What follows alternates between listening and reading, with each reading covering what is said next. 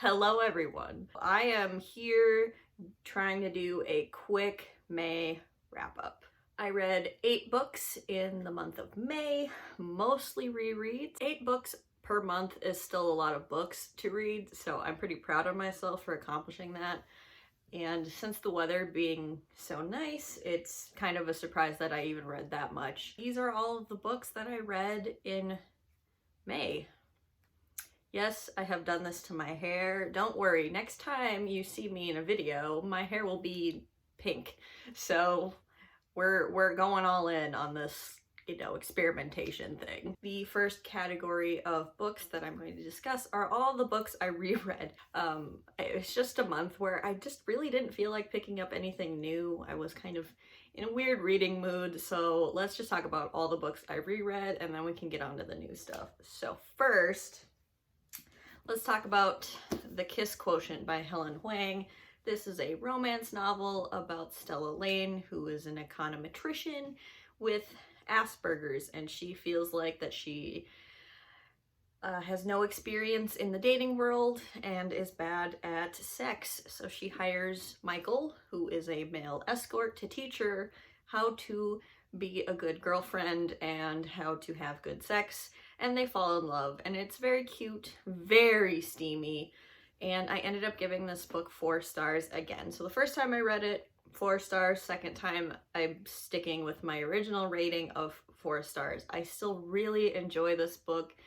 I enjoy the banter, the cuteness, the steam. It's really good. I just, again, have the similar feelings about Michael, where I don't really connect with him and his struggles as a character, and his point of view got a little repetitive with his internal conflict. He was basically saying the same thing over and over again.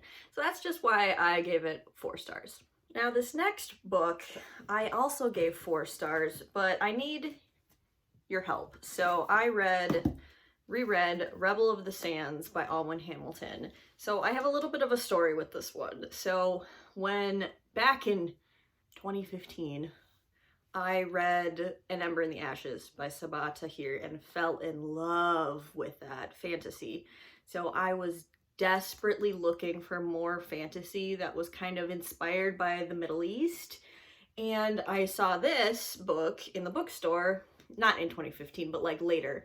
And I was like, oh my gosh, this looks kind of like a fantasy with a Middle Eastern inspiration.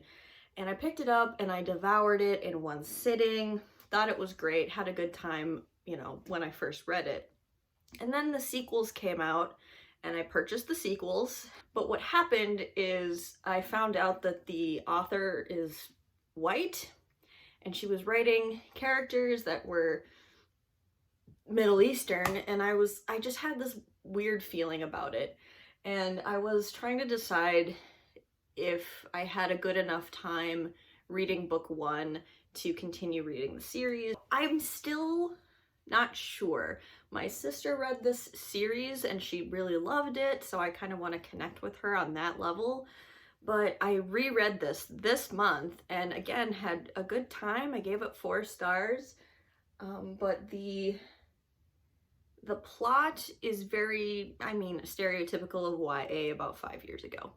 4 or 5 years ago, where it's like there's an evil ruler and they're trying to overthrow him, and there's a rebellion and there's magic. The main character dresses as a man to pass in the world, which is one of my favorite tropes ever. But I just, as I was rereading this, I was like, this is maybe just not for me anymore.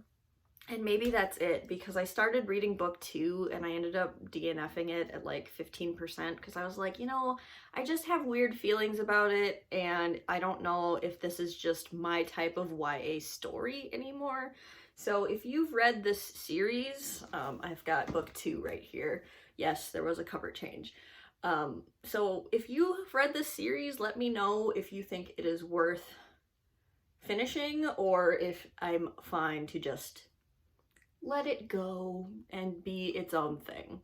Let me know. Now we're still in the reread section, so let's talk about Kindred by Octavia E. Butler. So my husband and I had to take another road trip to get my second dose of the vaccine, and I made him listen to this in the car when we were driving.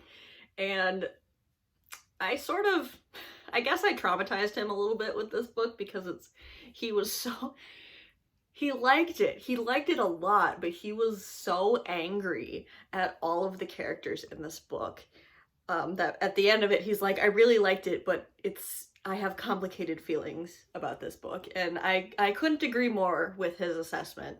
I read this back in January or February, and it was one of my favorite books that I read just because I love reading about messy, angry, effed up characters, and this definitely fits the bill. This is about Dana, who is a Black woman in the 70s, and she gets transported back in time repeatedly to save her white slave-owning ancestor. Obviously, a lot of turmoil and emotional struggle with that one, and I gave this a 5 out of 5 stars, and I asked my husband what he thought, like, star rating wise, and he's like, it's complicated out of 5 stars. He quite enjoyed it, but he was very angry the whole time, and I'm like, yeah, that's kind of the point, I think. You're kind of rooting for Dana, but at the same time, she's doing questionable things, and you're just like, why are you doing that? So, reread Kindred, and I had a really great time rereading this. Then let's talk about Fire by Kristen Kishore. This is the book that I listened to this month while I was trying to fall asleep. This follows Lady Fire, who is half monster, half human, and monsters in this kingdom have like magical powers of attraction, so people like become obsessed with them, and it's about her and her character arc learning to forgive herself and to love herself because she thinks of herself as a monster. You know, she has this kind of monstrous power, but she's also a human, so she's learning to love both her human self and her monstrous self. So I love the character work in Kristen Kishore's Fire. I cry every time. And also, Fire gets to have a bit of a romance, which I absolutely am to die for. So this is the book that I fell asleep to this month. 5 out of 5 stars. All right, last reread. The last book that I reread this month was At Your Age, Eve Brown. What a surprise! The last 2 months I've been rereading the Brown Sisters trilogy and tabbing the absolute crap out of them. And this month was the final book in the series, At Your Age, Eve Brown by Talia Hibbert. I've gone on and on and on about this book, but this is about Eve Brown, who is kind of a hot mess, and at the beginning of the book, her parents kick her out of the house and cut off her trust fund, and Eve sets off on her own to try and find a job. Jacob is the owner of a bed and breakfast, and Eve kind of wiggles her way into being hired as the chef of the bed and breakfast, and chaos and love ensues, and it is so precious and lovely. I have such fond memories of this one, and of the 3 books in the Brown Sisters trilogy, I think Eve Brown is my favorite. I love Chloe Brown because Chloe has fibromyalgia, and so do I, so I connect with Chloe on that level, but I think the romance in this book is the best, in my opinion. And I just love Eve as the youngest sibling. I also connect with that with her, but I love all the Brown sisters. And I just want to keep revisiting these characters over and over and over again. This is a 5 out of 5 from me. All right, those are all the books I reread. Holy crap. I only have 3 books left to talk about. So the first book is the one nonfiction I was able to complete this month, and I only have the Dust Jacket, so forgive me. I loaned the book out to a friend and kept the Dust Jacket, and that is 400 Souls by Ibram X. Kendi and Keisha Blaine. They are the editors, and these are all the authors.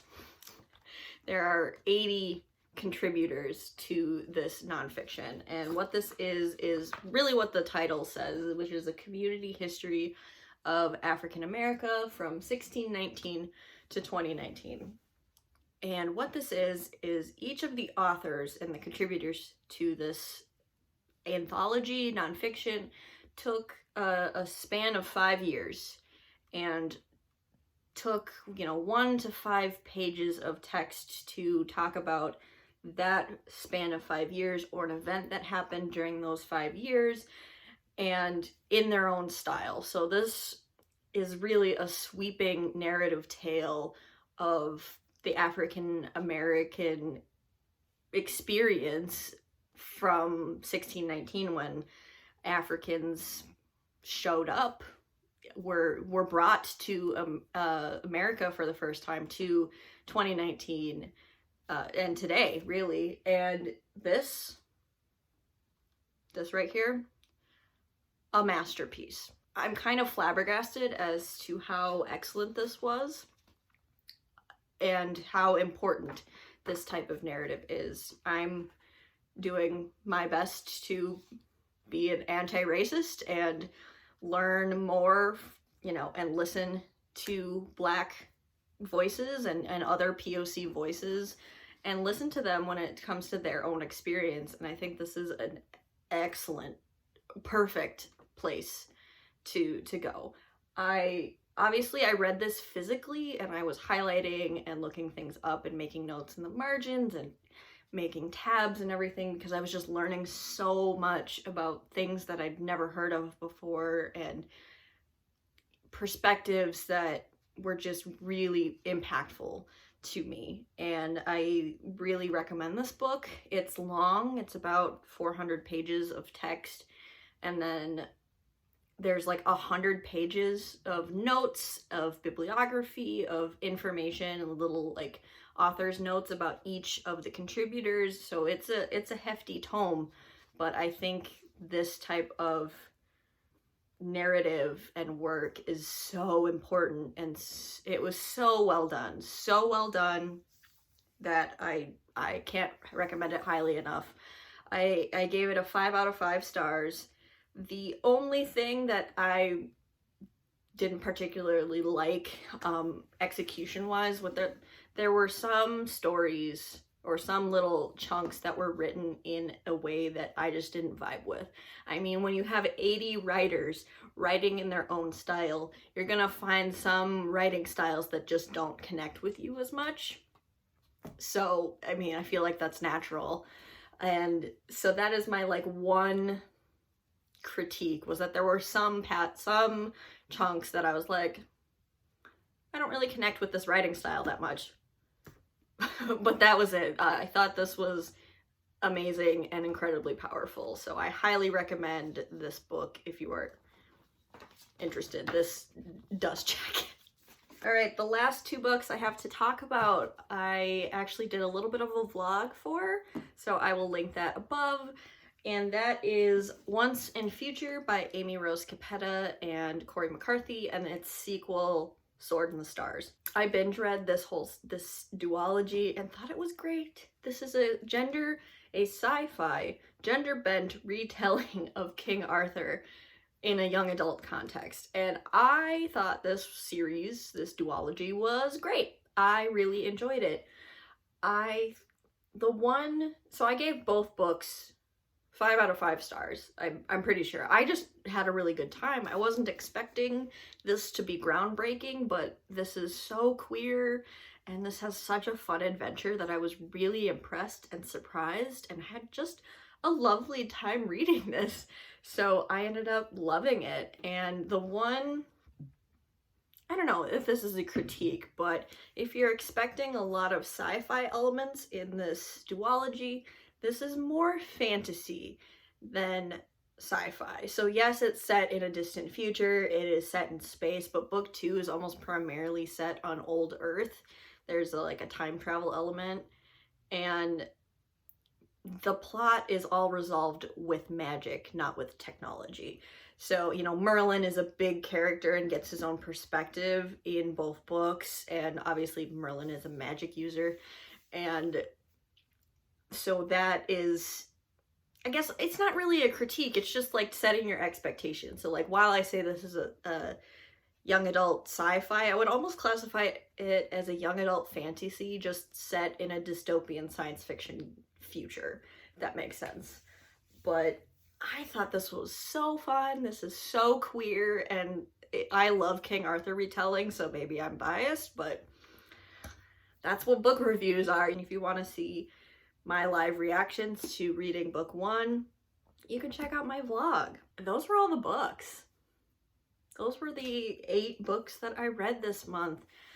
I just want to quickly say, if you watched my coming out video, I really appreciate you. And if you are sticking around to watch my bookish content, I literally cannot thank you enough for the love and support that I got on that video. And if you're watching this one, I can't say enough how much I appreciate you and love you all. And I don't want to get all cheesy and emotional, so I will see you in my next video. Bye!